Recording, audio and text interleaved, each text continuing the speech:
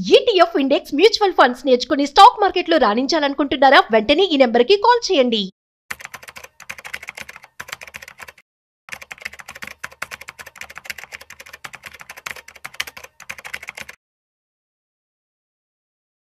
నమస్తే, welcome to Suman TV. నేను విష్ణు. ప్రస్తుతం మనతో పాటు సీనియర్ స్టాక్ మార్కెట్ అనలిస్ట్ ప్రభు మాలంపాటి గారు ఉన్నారు. సార్తో మాట్లాడదాం.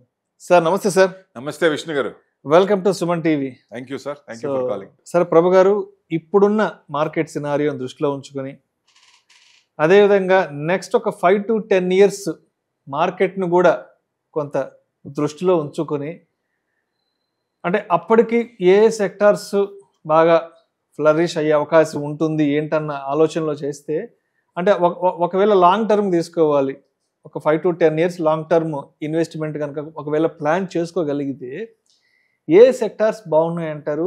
యాజ్ పర్ ద గవర్నమెంట్ పాలసీస్ని కూడా దృష్టిలో ఉంచుకుని పిఎల్ఐ స్కీమ్ కింద బెనిఫిట్ అయ్యేవి. గవర్నమెంట్ కూడా సపోర్ట్ చేస్తుంది కదా, సపోర్ట్ చేసేది. ఫ్యూచర్ జనరేషన్ స్టాక్స్ అంటారు వాటిని. ఓకే. సో ప్రతి మనిషికి కూడా ఒక మల్టీ బ్యాగర్ చాలు బిలియనీర్ అవటానికి. అవును. కాకపోతే మనకి పేషెన్స్ ఉండాలి. దాంట్లో 30% రాగానే 40% రాగానే గ్రోత్ ఓరియంటెడ్ స్టాక్స్ కూడా కొన్ని వచ్చేస్తాం. అట్లా కాకుండా మనకి మన క్యాపిటల్ ప్రకారం short term, mid term, long term లో ఒక్క మల్టీ బ్యాగర్ చాలు మన ఇదిని మార్చడానికి. సో డెఫినెట్ గా లేయర్స్ అని మారిపోతాయి. ఒక్కటి చాలు, one is enough, quite enough. అది లాంగ్ టర్మ్ అట్లా పెట్టేసుకుంటే ఏ సెక్టర్స్ ఉన్నాయి అట్లా అంటే ఫ్యూచర్ జనరేషన్. ఇప్పుడు నెక్స్ట్ ఫ్యూచర్ లో ఏమొస్తాయి? సోలార్, ఎందుకంటే ఫజల్ ఫ్యూయల్ నుంచి ఈవీకి వస్తున్నాం, రెన్యూబుల్ ఎనర్జీ, తర్వాత హైడ్రోజన్, తర్వాత గ్రీన్ హైడ్రోజన్. అంటే పొల్యూషన్ తక్కువ చేస్తున్నారు. ఓజోన్ లేయర్ దెబ్బతింటుంది కాబట్టి ప్యారిస్ లో కన్వెన్షన్ లో 2030 కల్లా మనం ఇది తగ్గించుకోవాలి, ఫజల్ ఫ్యూయల్ నుంచి బయటికి రావాలి. వచ్చినప్పుడు కార్బన్ మొనాక్సైడ్ అది కొంచెం తగ్గుతుంది కాబట్టి దెబ్బతినకుండా ఉంటుంది ఓజోన్ లేయర్. ఇట్లా ఒకవేళ కంటిన్యూ అయితే కార్బన్ ట్యాక్స్ కట్టాల్సి వస్తుంది ఏదైనా ఎక్స్పోర్ట్ చేసినప్పుడు. అది కనుక మన లేయర్స్ తగ్గపోతాయి, ఆ ఎఫెక్ట్ కనుక తగ్గపోతాయి. సో అది 2030కి అంటున్నారు, కానీ కొంచెం టైం పెంచేటట్టున్నారు. ఎందుకంటే పెట్రోల్, డీజిల్ నుంచి మనం ఈవీకి రావాలన్నా ఇంకా కొంచెం టైం పట్టేటట్టు ఉంది.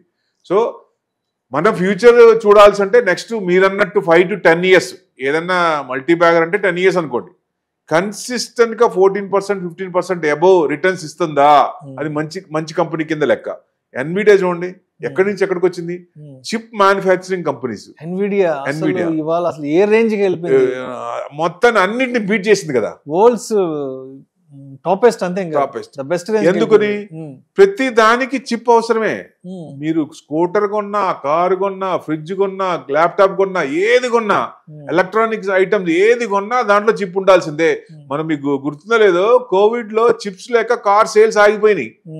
ప్రొడక్షన్ అయ్యి చిప్స్ లేక ఆపేశారు. అప్పుడు చాలా ఇబ్బంది పడ్డాం, మనకి తైవాన్ నుంచి రాక. సో ఇప్పుడు మన ఇండియా పిఎల్ఐ స్కీమ్ కింద ఎక్కువ సెమీ కండక్టర్స్ ప్లాన్ చేసుకోవడానికి ప్రమోషన్ ఇస్తోంది బాగా. సో గుజరాత్ లో ఆల్రెడీ స్టార్ట్ అయింది. అంటే మన నానో చిప్స్ చేస్తున్నాం ప్రస్తుతానికి. మేజర్ చిప్స్ కూడా 2028 నుంచి స్టార్ట్ అవుతాయి. సో అక్కడి నుంచి ఇట్స్ ఎ గేమ్ చేంజర్ అనుకోవచ్చు మనకి.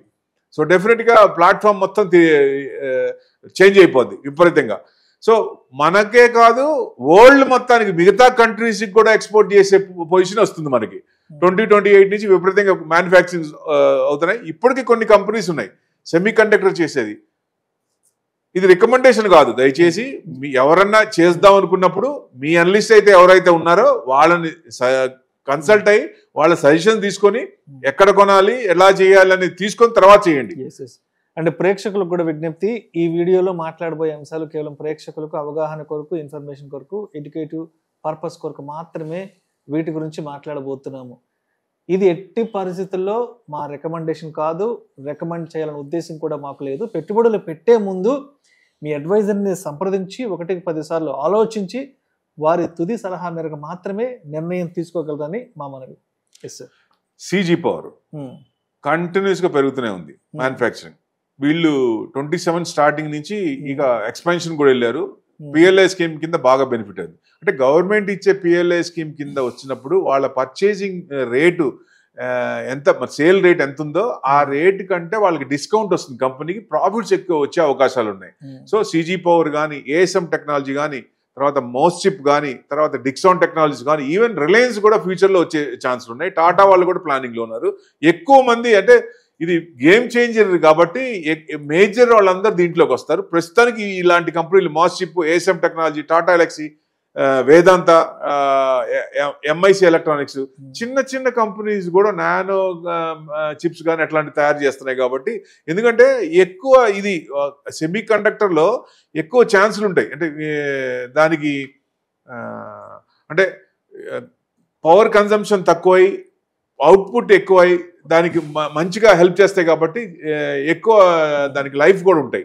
సో అట్లాంటి సెమీ కండక్టర్స్ ప్రస్తుతానికి మనం చిన్న చిప్సే చేస్తున్నాం, తైవాన్ నుంచి తెప్పించుకుంటాం మేజర్. ఇప్పుడు గుజరాత్లో స్టార్ట్ చేసాం. సో 27-28 మధ్యలో ఇక అక్కడి నుంచి ఫుల్ లెంత్గా స్టార్ట్ అయితే ఇలాంటి ఇదన్నీ ఒక మంచి గేమ్ చేంజర్ అనుకోవచ్చు. అంటే జీడిపిలో విపరీతంగా ఈ మనకి గేమ్ చేంజర్ అయితే జీడిపి మనకి ఇప్పుడు దాదాపుగా 4 ట్రిలియన్ ఉన్నాం. నెక్స్ట్ 4 years టార్గెట్ పెట్టుకున్న 5 ట్రిలియన్ యాడ్ అవ్వాలన్నా 5 years కూడా పట్టదేమనిపిస్తోంది ఈ మనక గేమ్ చేంజర్ అయితే. సో డెఫినెట్ గా విపరీతంగా వచ్చే ఛాన్స్ ఉంటుంది. అంటే దానికి అనుగుణంగా ఏంటి సోలార్ కూడా ఎక్కువ మంది ఇచ్చేస్తున్నారు. రిటైల్ కూడా హౌస్ పరంగా కూడా ఇళ్లలో కూడా పెట్టుకుంటున్నారు. సో ఆ సోలార్ కన్సంప్షన్ కూడా పెరుగుతుంది. గవర్నమెంట్ కూడా బాగా సపోర్ట్ చేస్తుంది, డిస్కౌంట్ కూడా ఇస్తుంది. సో డెఫినెట్ గా సోలార్ ఏదైతే స్టాక్స్ ఉన్నాయో అలాంటివి కూడా లాంగ్ టర్మ్ పెట్టుకోవచ్చు. ఇట్లా డిఫెన్స్ సెక్టర్ మనకి పాకిస్తాన్ వార్లో చూసాం, మన ఆర్మ్స్ ఎంత గట్టిగా ఉన్నాయో, వాళ్ళు ఎంత లూజ్ అయినాయో, చైనా నుంచి కొనుక్కున్నాయో ఎంత చండాలంగా ఉన్నాయో వరల్డ్ మొత్తమే చూసింది, మనం చెప్పక్కర్లేదు. సో యూరోపియన్ కంట్రీస్ కూడా జీడిపిలో 3-5% నెక్స్ట్ 35 years లో వాళ్ళు ఇన్వెస్ట్మెంట్ చేద్దాం, జీడిపిలో పర్సెంటేజ్ 3-5% పెంచుకుంటున్నారు. ఆర్డర్స్ ఎక్కడికి వస్తున్నాయి? HAL కానీ, BDL కానీ గవర్నమెంట్ కంపెనీస్కి వస్తున్నాయి. ప్రైవేట్ కంపెనీస్ కూడా కొంచెం వచ్చే ఛాన్సులు ఉన్నాయి. సో ఆర్డర్స్ ఎక్కువ వస్తున్నాయి కాబట్టి డిఫెన్స్ సెక్టర్ కూడా నెక్స్ట్ 5-10 years పెట్టుకుంటే, ఎందుకంటే కొన్ని మల్టీబ్యాగర్ మధ్యలో ప్రాఫిట్ బుకింగ్ కానీ, రీట్రేస్మెంట్ కానీ, ఏదైనా న్యూస్ బట్టి కానీ ఆల్రెడీ బాగా పెరుగున్నది, కొంచెం తగ్గే ఛాన్స్ ఉంటాయి. ఆ తగ్గినప్పుడు చాలా మంది హైలో కొంటారు.